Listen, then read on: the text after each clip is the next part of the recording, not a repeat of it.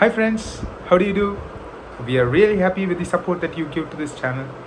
So, we have been requested by many to do furthermore book reviews, and today we are going to see the review or the preview of this book, Trillion Dollar Coach, the Leadership Playbook of Silicon Valley. This is written by Eric Schmidt, former CEO of Google, and also by Jonathan Rosenberg as well as Alan Eagle. This book talks how leadership coach Bill Campbell helps stalwarts like Steve Jobs, Larry Page, etc., succeed in their corporate journey and build large conglomerates and sustain them as well. So, first of all, who is Bill Campbell?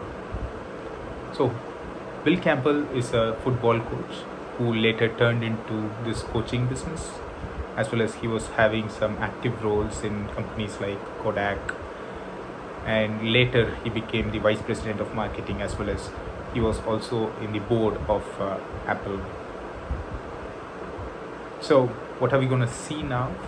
Some of the key takeaways of how Bill Campbell used to have his leadership lessons given to these type of leaders, and what are the genuine takeaways which I have from this book. So first things first, as a leader, right? A leader is as good as a team, and a leader is supposed to build the team as well. So first, to build a team, it should be as good as a tribe. When we say a tribe, right? So it's not about people coming together and working for a common purpose.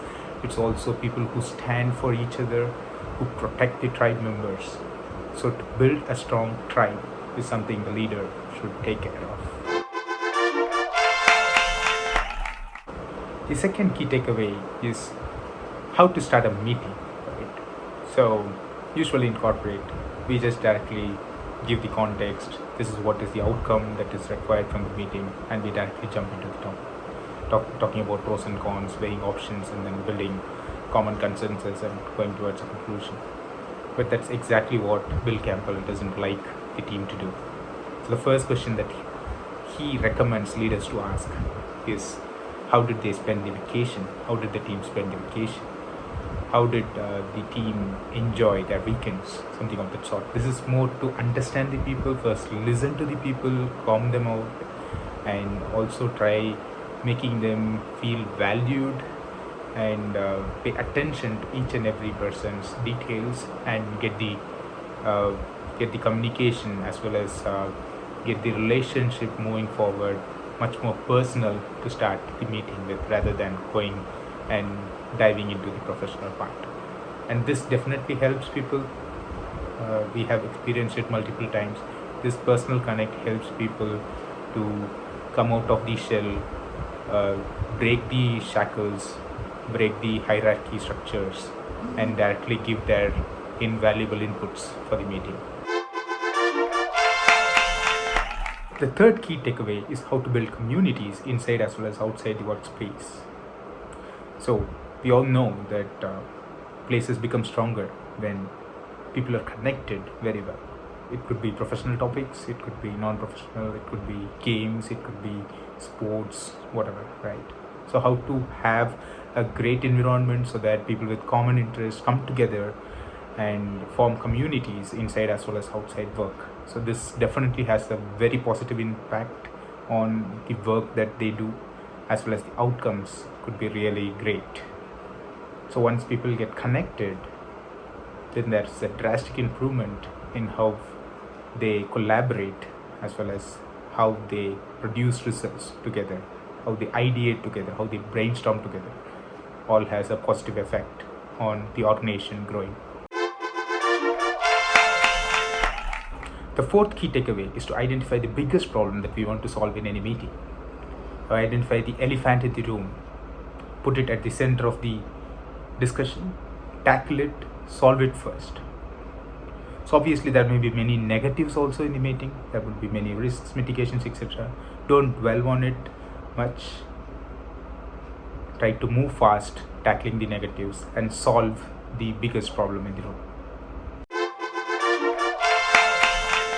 The fifth takeaway for any leader is to build an environment where people can express themselves, be themselves, and try bringing the better version of themselves.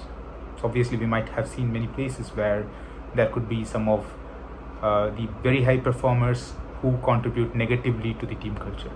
So those are the folks who need to be immediately weeded out, and the leader needs to spend a lot of time in shaping the culture of the team, as well as a lot of time to recruit the right set of people to bring the right team culture. This book is actually a must read, especially from the leadership principle standpoint, as well as how to do people management and how exactly we can excel and bring a better version of ourselves. So there's a very good line from this book: smart Alex are not coachable. So this is the line from Bill Campbell himself. So whenever we are trying to upgrade ourselves, we need to be open about how exactly the world is perceiving us, as well as there's also a concept of Johari window, which we study in MBA as well, where there could be an unknown, what we don't know about ourselves, as well as what others also don't know about ourselves. So we need to be in constant journey to find what those aspects are, and then constantly improve ourselves as well as our team, as well as the culture, so that we can bring best results all together as a team. So this book is a must read, and I would definitely recommend every one of you to go and buy this book, read this, and also take help of this as and when you find some situations where you need a help, especially from the leadership standpoint. So please do help us support by subscribing, liking, and sharing this video as well. Thanks for watching.